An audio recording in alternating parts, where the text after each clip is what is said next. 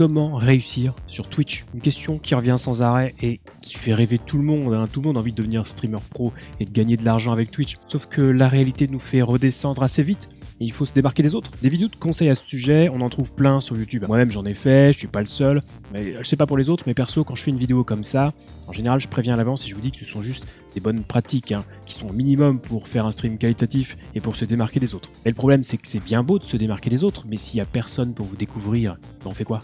Donc si j'avais un seul conseil à donner à toutes celles et ceux qui veulent se lancer dans le streaming en 2021, je leur dirais tout simplement: ne devenez pas streamer. Bon, j'exagère un peu, mais pas tant que ça, vous allez comprendre, on va en parler tout de suite.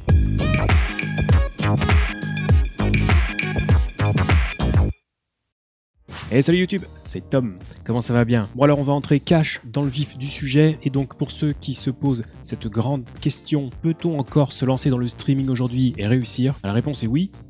Et non. Non si on stream à l'ancienne, oui si on travaille et si on s'organise différemment. Parce que le stream à papa c'est terminé, elle est finie l'époque où on pouvait se filmer en train de jouer à un jeu vidéo et gagner des followers sans rien faire pendant des heures. Enfin c'est pas tout à fait vrai, ça fonctionne encore, mais c'est devenu excessivement long et fastidieux et pas du tout rentable en comparaison du nombre d'heures passées à streamer. Donc quand je vous disais dans l'intro ne devenez pas streamer, je vais nuancer un petit peu en précisant ne devenez pas streamer à plein temps. Et ça va être un petit peu le fil rouge de cette vidéo, avec une première partie qui n'est autre qu'un constat sur la façon dont fonctionne la plateforme Twitch, et une deuxième partie dans laquelle je vais vous donner les clés pour vous permettre de développer votre chaîne. Donc déjà, sur le constat, premièrement, beaucoup d'entre vous ont déjà dû en faire l'expérience, et on va pas se mentir, si vous regardez cette vidéo, c'est que vous vous posez des questions. Mais parfois, on a beau faire des streams de 6 heures, et sur ces 6 heures, il y a 3 personnes qui viennent nous voir. Tout le monde est passé par là au début, c'est hyper frustrant, c'est démoralisant, et beaucoup de gens arrêtent le streaming à cause de cette première étape qui est vraiment dure pour le moral. Mais tout ça est normal, c'est normal de vouloir arrêter quand ça fait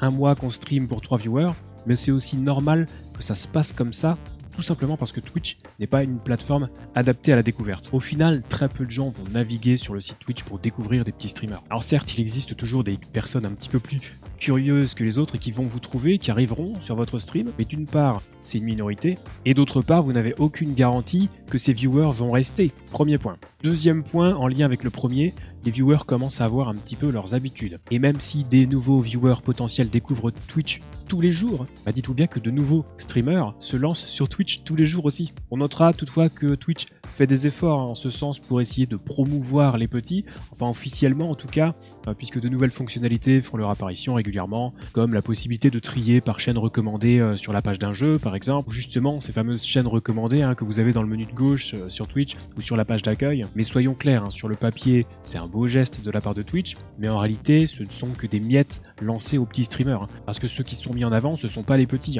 Faites le test vous-même. Déconnectez-vous de votre compte Twitch, allez sur la page d'accueil, vous verrez que les chaînes qui sont mises en avant, elles ont toutes plusieurs milliers de viewers. Mais bon, encore une fois, c'est normal, il n'y a rien d'étonnant à ce que Twitch mette en avant les chaînes qui lui rapportent de l'argent. Ça reste une entreprise à but lucratif quand même. Alors troisième point, et là ça va être peut-être difficile à entendre pour certains, et je veux vraiment démoraliser personne en particulier, mais il y a une autre réalité à prendre en compte. Tout le monde ne pourra pas réussir sur Twitch. C'est malheureux, mais c'est la vérité. Tout le monde n'est pas fait pour le streaming en direct. Donc si vous avez appliqué toutes les bonnes pratiques qu'on vous a enseigné tout ça et que ça fait 2 ans que vous tournez à 3 viewers, peut-être que le problème ne vient pas que de Twitch. Et dernier point, quatrième point, là on entre dans la logique de base qui va permettre de faire le lien avec la deuxième partie de la vidéo. Mais admettons pour exemple que vous fassiez des streams de 6 heures, 7 jours sur 7. Vous faites donc 42 heures de stream par semaine. Je pense que tout le monde sera d'accord pour dire que c'est beaucoup. Là, on est largement au-dessus des 35 heures, c'est un boulot à temps plein. Bon, maintenant calculons. 42 heures, ça correspond à un quart des heures disponibles dans une semaine. 25%. C'est beaucoup. Mais est-ce que vous avez pensé à ce qui se passe pendant les 3 quarts du temps restant? Que se passe-t-il quand vous n'êtes pas en live? Rien. Absolument rien. Quand vous n'êtes pas en live, personne ne vous voit, personne ne vous découvre. C'est de la logique pure et dure, et c'est totalement inhérent au principe même de la plateforme du streaming en direct. D'où la deuxième partie de cette vidéo qui va tourner donc autour de la question comment se faire découvrir sur Twitch. Et là, je vais à nouveau reprendre la phrase de mon introduction, mais la meilleure façon de se faire découvrir sur Twitch, c'est de ne pas devenir streamer à temps plein. Et là, je vais compléter une fois de plus, il faut que vous deveniez créateur de contenu. Il faut utiliser d'autres réseaux sociaux qui serviront de levier et de canaux d'acquisition. Ça fait un peu marketing dit comme ça, mais il faut bâtir dans tous les cas une communauté là où c'est plus facile pour ensuite amener les gens avec vous sur Twitch. À l'heure où j'ai publié cette vidéo, la meilleure façon à mon sens reste de créer une chaîne YouTube.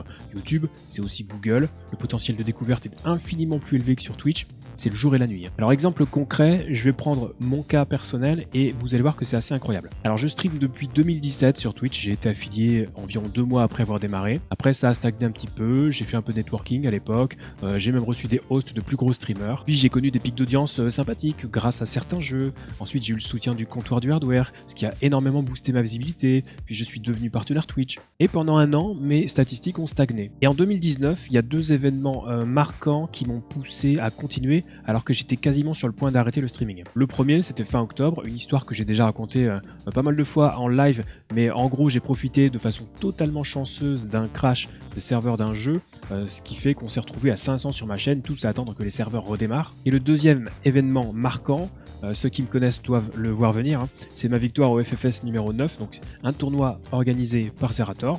C'était sur le jeu Golfit, ça m'a donné un boost de visibilité incroyable, j'ai pris plus de 3000 followers en quelques minutes, ensuite Zerator m'a host avec plus de 18 000 personnes, c'était totalement insane, je m'en souviendrai toute ma vie je pense. Suite à ça, évidemment j'ai eu un boost d'audience dans les jours qui ont suivi, sans compter évidemment les plus de 100 subs gagnés grâce au tournoi. Ça a duré quelques semaines, certains qui m'ont découvert grâce à ça sont restés, mais la majorité est repartie et beaucoup de personnes ont carrément unfollow ma chaîne dans les semaines et les mois qui ont suivi.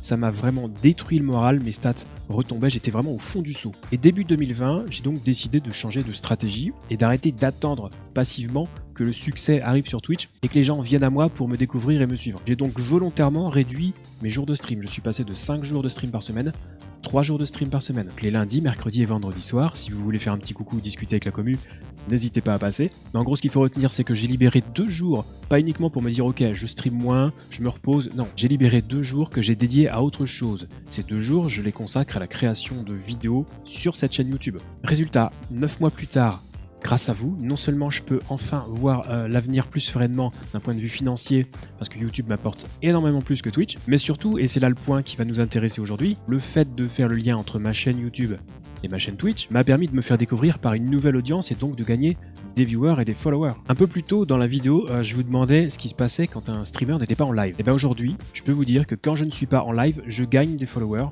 Des gens peuvent me découvrir et c'est grâce à cette chaîne YouTube que vous faites vivre. Alors juste un exemple, lors de mon dernier live, j'ai eu 15 nouveaux followers. La veille, alors que j'étais pas en live, alors que je ne streamais pas, j'ai eu 16 nouveaux followers. Est-ce que vous comprenez maintenant l'importance de se faire découvrir ailleurs que sur Twitch? Alors je prends l'exemple de YouTube parce que c'est ce que j'ai fait à titre personnel et pour ce que je comptais en faire de toute façon, c'était ce qui avait de plus adapté. Mais rien ne vous empêche de considérer d'autres réseaux sociaux, hein, Twitter, Facebook, Instagram, TikTok. Le truc, c'est qu'il faut comprendre comment fonctionne chaque réseau. Vous ne pouvez pas dupliquer un contenu et le poster partout, c'est pas comme ça que ça fonctionne. Chaque plateforme a un format qui lui est propre et qui marche. Si là je poste un clip de ma chaîne Twitch sur YouTube, ça aura pas énormément d'effet. Les gens qui vont sur YouTube n'ont pas envie de voir un clip Twitch. En revanche, si je prends un clip, que je fais un petit montage, je mets une musique sympa et libre de droit, j'ajoute un texte, un zoom et je le poste sur TikTok ou Twitter, ça c'est une idée intéressante. Alors TikTok c'est une bonne option en ce moment, mais YouTube, c'est sûr que ça reste un petit peu la valeur sûre pour peu que vous fassiez du contenu neuf et original. Alors par contre, ce sera du travail, mais on n'a rien sans rien. Et il va falloir consommer vous-même énormément de contenu avant que vous puissiez créer et produire le vôtre. Du coup, avant que vous me posiez la question, parce qu'on la pose systématiquement, mais non, mettre ses VOD Twitch sur YouTube, ça n'a pas d'intérêt, a fortiori si vous faites pas de montage dessus. J'en veux pour preuve, hein, j'ai moi-même une chaîne sur laquelle j'upload mes VOD Twitch, j'ai un peu plus de 1000 abonnés, donc 4 fois moins qu'ici, alors que la chaîne est en ligne depuis presque 3 fois plus longtemps. Bref, je vous disais de devenir créateur de contenu, et bien l'appellation parle d'elle-même. Il faut créer du contenu original et engageant. Voilà le secret pour réussir sur Twitch. Il faut aller chercher les gens en dehors de Twitch. Voilà, du coup j'espère que vous saisissez mieux la phrase un petit peu provocatrice de mon intro, à savoir le « ne devenez pas streamer », parce que cette phrase a une suite, je viens de vous la détailler. Maintenant, la balle est dans votre camp. Et alors attention, là non plus, c'est pas une garantie de succès absolu, mais c'est un levier énorme qui est devenu presque nécessaire à l'aube de l'an 2021 pour se donner les moyens de développer sa chaîne Twitch. Et on parle bien de développement, hein. Ça ne vous exempte absolument pas de bosser sur votre chaîne non plus.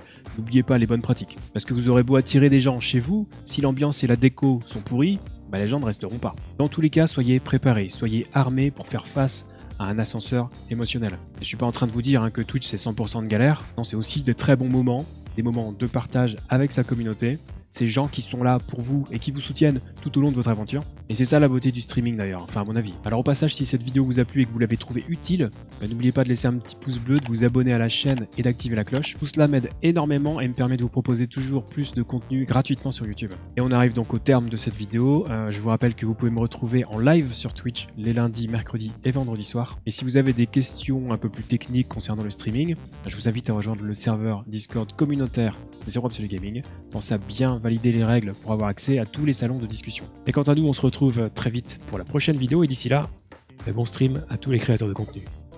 Oui, oui, le cyclope a été vaincu. Je n'ai jamais douté de vous, petit guerrier. Votre puissance aura tout fait d'anéantir les gardiens du dragon.